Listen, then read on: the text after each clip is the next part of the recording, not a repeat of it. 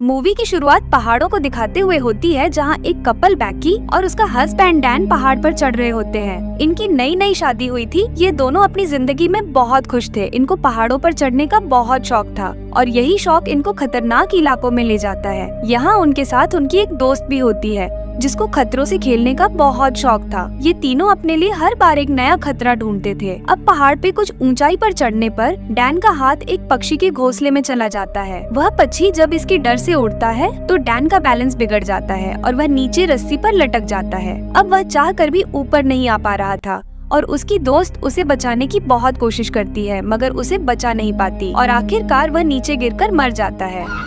उसके बाद हमें 1 साल बाद का सीन दिखाया जाता है। बैकी अभी भी अपने पति के मौत के गम में थी और अभी तक उसने अपने पति डैन की अस्थियों को अपने पास रखी थी और वह ज्यादा ड्रिंक भी करने लगी थी। जिस तरह से उसकी जिंदगी बर्बाद हो रही थी, बैकी के डैडी अपनी बेटी की ऐसी हालत देखकर काफी परेशान थे। इसलिए वह बहुत टाइम बाद बैकी के सबसे बेस्ट फ्रेंड को बुलाते हैं, जिसका नाम हंटर था, जो इसके और इसके हस्बैंड के साथ पहाड़ों पर चढ़ाई करती थी। अपने हस्बैंड के मौत के बाद वह अपने फ्रेंड से 1 साल बाद मिली थी। उसकी दोस्त हंटर कहती है, चलो हम कहीं फिर से चढ़ाई करते हैं, हमारा तो ये शौक था ना, तुम मेरे साथ चलो, तुम्हें बहुत अच्छा लगेगा। वो उसे एक पुराना टावर दिखती है जो 2000 फीट ऊंचा था और सकरा था। वो कहती है कि तुम मेरे साथ वहाँ जाना, जहाँ पर जाकर तुम अपने हस्बैंड के राख को ऊपर से बिखेर देना, तुम्हें अच्छा लगेगा और उसकी आत्मा को भी सुकून मिलेगा।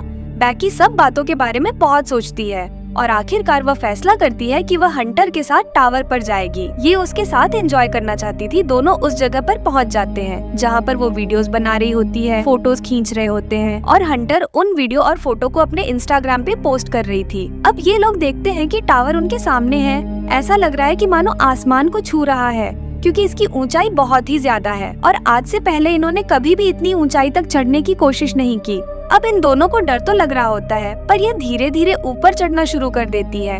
बैकी को डर ज्यादा होता है क्योंकि उसे पता है कि यह जो लोहा है जिससे टावर बना है वो बहुत पुराना है और उसकी आवाज भी उसे लगातार सुनाई दे रही होती है। फिर वो भी धीरे धीरे हंटर के पीछे ऊपर चढ़ रही होती है और जब ये लोग आधे टावर तक पहुँच जाते हैं तो उन्हें मालूम होता है कि यहाँ पर हवा बहुत तेज है और इसकी हाइट इतनी होती है जितनी एफिल टावर की है, यानी कि लगभग पूरे 1000 फीट। और अब ये लगातार ऊपर चढ़ना शुरू कर देती है और जब बैकी नीचे देखती है तो उसे डर लगना शुरू हो जाता है, क्योंकि उसने पिछले 1 साल से क्लाइंबिंग नहीं की थी। लगातार ऊपर चढ़ते हुए ये लोग टॉप पर पहुंचने वाले होते हैं। तभी बैकी सीढ़ी पर पैर रखती है और वहां से एक स्क्रू नीचे गिर जाता है, जिसके बारे में इन्हें पता नहीं चलता। अब ये दोनों के दोनों 2000 फीट यानी कि टावर के सबसे ऊपर पहुंच चुके हैं, जहां से इन्हें दुनिया बहुत अलग दिख रही थी। और इतनी हाइट पर चढ़ने के बाद, एक टारगेट को अचीव करने के बाद, अब बैकी को भी अच्छा लग रहा था। अब ये दोनों यहाँ पर एंजॉय करते हैं और बहुत सारी फोटोज भी खींचते करते हैं। इसके बाद ही हंटर जो ड्रोन कैमरा अपने साथ यहाँ पे लाई थी, उससे वो अपनी वीडियोस भी बनाती है ताकि इंस्टाग्राम पर इसे पोस्ट कर सके। ये दोनों बहुत खुश होती है। हंटर इतनी खुश होती है कि वो टावर से लटक जाती है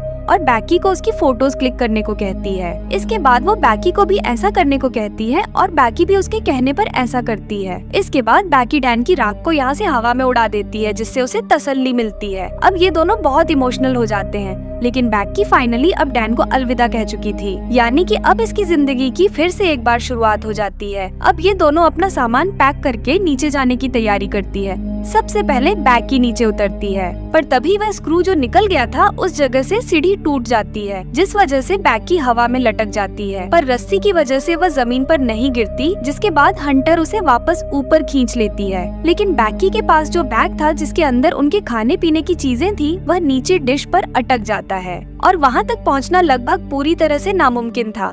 फिर ये अपनी मोबाइल को भी चेक करती है, लेकिन यहाँ पर इतनी ऊंचाई पर कोई भी नेटवर्क नहीं होता, यानी कि अब ये दोनों 2000 फीट की ऊंचाई पर फंस चुके हैं। यहाँ दूर दूर तक कोई भी नहीं था। अगर कोई हुआ तो भी इतनी ऊंचाई से इनकी आवाज नहीं सुन सकता। यही टावर के ऊपर एक बॉक्स होता है जिसके अंदर एक फ्लेयर गन और एक दूरबीन होती है।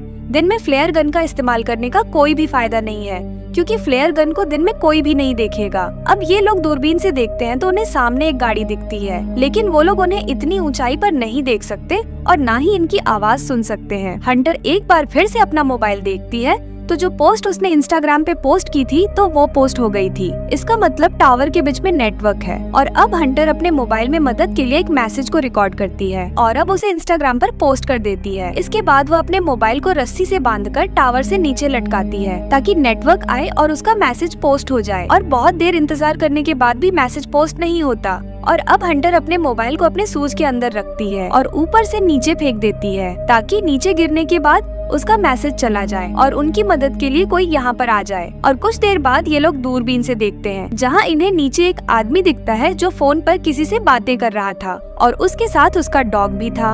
और वो इन्हें इतनी ऊपर ना तो देख सकता है और ना ही इतनी ऊपर से इनकी आवाज को सुन सकता है। और वो अपने फन में बहुत ही ज्यादा बिजी होता है और उसे अपनी प्रेजेंट का एहसास दिलाने के लिए वो ऊपर से और एक सूज को फेंकते हैं। हालांकि ये सूज तो देख लेता है लेकिन उसे ऐसा लगता है कि यह सूज यहाँ पर पहले से था और वो अपने डॉग के साथ वहाँ से जाने लगता है। हालांकि बैकी यहाँ पर फ्लेयर गन चलाने की कोशिश भी करती है लेकिन हंटर उसे रोक देती है और कहती है कि रात होने का हमें इंतजार करना होगा, रात को वो हमारी फ्लेयर गन को देख लेंगे। और अब यहाँ पर अंधेरा हो जाता है जिसके बाद ये लोग अपने फ्लेयर गन चलाते हैं और साथ ही अपनी मोबाइल की टॉर्च को जलाकर हाथ से हिलाना शुरू कर देती है। और इनके सामने जो गाड़ियाँ यानी कि आर्मी होती है जिसमें लोग कैंपिंग कर रहे होते हैं वो उन्हें देख लेते हैं लेकिन वो उनकी मदद के लिए नहीं आते बल्कि उनकी गाड़ी को चुराकर यहाँ से भाग जाते हैं, जिसकी वजह से ये दोनों काफी निराश हो जाती है। और अब जैसे जैसे रात होती है इन्हें नींद आना भी शुरू हो जाती है। ये वहीं पर सो जाती है लेकिन जगह बहुत कम होती है और हंटर ऊपर से गिरने ही वाली होती है। तभी बैकी उसका हाथ पकड़ लेती है और तभी बैकी देखती है कि उसके पैर पर एक टैटू बना है जिस पर लिखा होता है 143। और ये देखकर बैकी हैरान हो जाती है क्योंकि उसका हस्बैंड डैन उसे हमेशा कोड वर्ड में 143 यानी कि उसे आई लव यू कहता था। और वो समझ जाती है कि डैन और हंटर के बीच में कुछ न कुछ था।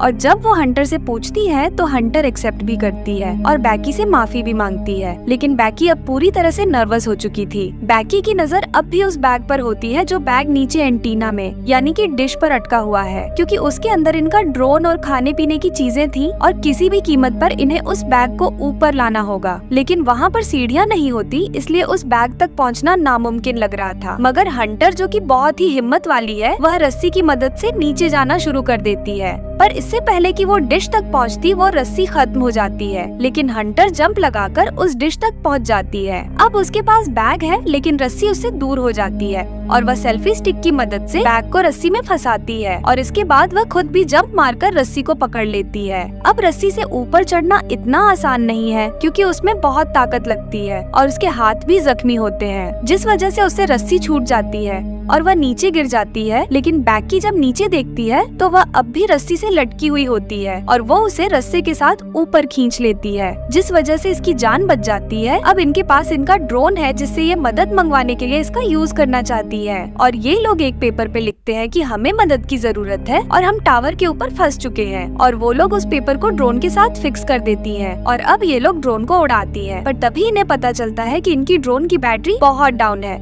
और वह सामने दिख रहे घर तक नहीं पहुंच सकता, इसीलिए उन्हें ड्रोन को वापस बुलाना पड़ता है। और अब एक बार फिर से रात हो जाती है। रात को जब बैकी सोती है तो ऊपर देखती है कि डार्क टॉप पर एक लाइट जल रही है यानी कि वहाँ पर करंट है और वो बहुत ही मुश्किल से वहाँ पर चढ़ती है और ड्रोन के चार्जर से उसे चार्ज करना शुरू करती है। जब तक ड्रोन चार्ज नहीं होता उसे वहीं पर लटका रहना पड़ता है। फिर ड्रोन जब पूरी तरह से चार्ज हो जाता है तो बैकी नीचे उतर जाती है जिसके बाद ये ड्रोन पर इस चीट को लगाते हैं जिस पर इन्होंने लिखा था कि हमें मदद की जरूरत है और उसे उस घर की तरफ भेजते हैं जो सामने दिख रहा होता है। पर इससे पहले कि वो ड्रोन उस घर तक पहुंचता वो एक गाड़ी से टकरा जाता है जिससे उनकी आखिरी उम्मीद भी टूट जाती है। अब इन्हें कोई भी उम्मीद नहीं है कि इनकी मदद के लिए कोई भी यहाँ पर आएगा। दरअसल बैकी की हालत बहुत ज्यादा खराब हो चुकी है और वो हंटर से कहती है कि तुम मुझे अपना सूझ दो, मैं एक बार फिर से मोबाइल पर मैसेज करके अपने डैड को सेंड करती हूँ। अगर हम उसे नीचे फेंके तो हो सकता है कि उसमें कवरेज आ जाए और हमारे डैड को हमारा मैसेज मिल जाए और वो हमारी मदद के लिए यहाँ पर आ सकते हैं। लेकिन हंटर उसे मना कर देती है और तभी उसे एहसास होता है कि उसके साथ हंटर है ही नहीं, वो अकेली है। दरअसल जब हंटर नीचे बैग लेने के लिए गई थी तो सच में ऊपर आते हुए उससे रस्सी छूट गई थी जिससे उसकी डेथ हो गई थी और अब भी उसकी बॉडी उस डिस्क पर होती है। दरअसल बैकी सिर्फ यहाँ ख्वाब देख रही थी और अब उसे सच्चाई का पता चल चुका था कि वो इस टावर के ऊपर अकेली है और उसकी जीने की उम्मीद पूरी तरह से खत्म हो चुकी है और वह मरने से पहले अपने पिता के लिए एक आखिरी मैसेज रिकॉर्ड रिकॉर्ड करती है, लेकिन वो मैसेज यहाँ से डिलीवर नहीं हो सकता क्योंकि यहाँ पर कवरेज नहीं है। उसके बाद वो वहीं पर सो जाती है और सुबह जब उसकी नींद खुलती है तो वो देखती है कि वहाँ पर एक गिद्ध उसके गाँव को खा रहा है और वो उस गिद्ध को पकड़कर मार देती है। और अब उसके पास खाना भी है और उसे खाने के बाद उसके अंदर ताकत आ जाती है। तब वो तय करती है कि अब वो नीचे डिश तक उस रस्सी के सहारे जाएगी जहाँ पर उसकी दोस्त हंटर की बॉडी है। बैकी बड़ी मुश्किल से उस रस्सी से नीचे उतरती है जहाँ पर हंटर की बॉडी है, यानी कि डिश तक पहुँच जाती है। इसके बाद वो हंटर के शूज के अंदर अपना मोबाइल रखती है और उसे हंटर की डेड बॉडी के साथ फिक्स कर देती है। फिर वो हंटर की बॉडी को सॉरी कहती है और हंटर की बॉडी को सूज के साथ नीचे फेंक देती है ताकि उसका फोन खराब ना हो। दरअसल पिछली बार जब उन्होंने सूज के साथ फोन को नीचे फेंकी थी तो वो टूट चुका था, जिस वजह से उनका मैसेज डिलीवर हुआ ही नहीं था। और अब जबकि उसकी बॉडी के साथ सूज को नीचे फेंका है तो वो पूरी तरह से सुरक्षित रहेगा। और अब एक बार फिर से यहाँ पर रात हो जाती है और बैकी के फादर यहाँ पर आ जाते हैं। वो देखते हैं कि टावर के आसपास भीड़ है और वहाँ पर बैकी की डेड बॉडी भी है जिसे यहाँ से पुलिस ले जा रही थी। ये देखकर वो पूरी तरह से टूट जाते हैं क्योंकि वो अपनी बेटी से बहुत प्यार करते थे। और तभी वो देखते हैं कि पीछे बैकी भी खड़ी है जो पूरी तरह से ठीक है और उसके साथ वहाँ पर डॉक्टर भी थे। वह बैकी को अपने गले से लगा लेते हैं और इस तरह से बैकी की जान बच जाती है। और इसी को दिखाते हुए ये मूवी यहीं पे खत्म हो जाती है। तो दोस्तों आज की कहानी आपको कैसे लगी आप हमें कमेंट करके बता सकते हैं। और अभी तक आप हमारे चैनल को सब्सक्राइब नहीं किए हैं तो सब्सक्राइब करके बेल आइकन नोटिफिकेशन ऑन कर लीजिए। तो मिलते हैं और किसी इंटरेस्टिंग वीडियो के साथ। तब तक आप अपना ख्याल रखिए। वीडियो को पूरा देखने के लिए आपका दिल से धन्यवाद।